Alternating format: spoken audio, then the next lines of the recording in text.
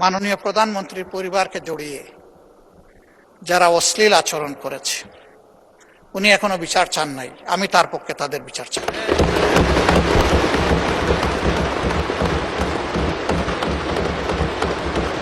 ওনার মেয়ে, আল্লাহ তাআলা আমাকেও দুইটা মেয়ে সন্তান দান করেছেন। আমার মেয়ে, ওনার মেয়ের সম্মান মানে আমার মেয়েরও সম্মান, মানে আমাদের মেয়েরও সম্মান।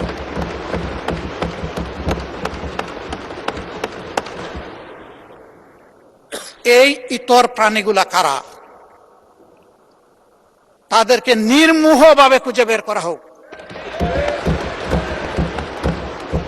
প্রিকনসেপ্ট কোন আইডিয়া থেকে নয়, ব্লেম গেমের জায়গা থেকে নয়, ভেরি ট্রান্সপারেন্টলি এটা বের করে আনা হোক। আমার নিজের দুঃখের কথা নাই বললাম, একটা মানুষ বয়স হওয়া পর্যন্ত সব সময় গায়ে কাপড় রাখার চেষ্টা করেছি। মা বাপ যেটুকু পেরেছেন, আমি এখন যেটুকু পারি সামর্থ্যের আলোকে। তা আমার যে কতবার কাপড় চোপড় খুলে ফেলে, নিজেরটা আমি কারে বলব?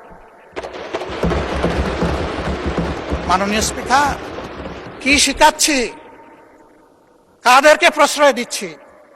মনে রাখবেন, আমাদের কেউ যদি এদেরকে প্রশ্রয় দেয়, একদিন এরা আমাদেরও কাপড় নিয়ে টান দেবে। এই নোংরা ধারা বন্ধ হওয়া উচিত। এর অস্ত্র সরকারের হাতে, আমরা সরকারকে পূর্ণ সহযোগিতা করব। সকল টেকনোলজি কাজে লাগিয়ে প্রথমত বলবো যে এই নোংরামি বন্ধ করার পথ বাহির করুন, গোলটা ফিল্টার করে আউট করুন। তারপরে বলবো ইনসিডেন্টালি ওর অ্যাক্সিডেন্টালি কিছু হয়ে গেলে সেইটার কঠোর ব্যবস্থা নেই। আমি সংসদ সদস্যরা দুইজন দাঁড়িয়ে তাদের নিরাপত্তা চেয়েছেন, আমি খুশি হতাম তারা যদি বলতেন আমরা আমাদের নিরাপত্তা চাই না, আমরা 20 কোটি মানুষের নিরাপত্তা চাই। আমি বলবো আমরা 20 কোটি মানুষের নিরাপত্তা চাই। আমি ধন্যবাদ জানাচ্ছি বিশেষভাবে এই অধিবেশনকে সফল করতে যারা প্রচুর খাটুনি করেছেন, কষ্ট করেছেন।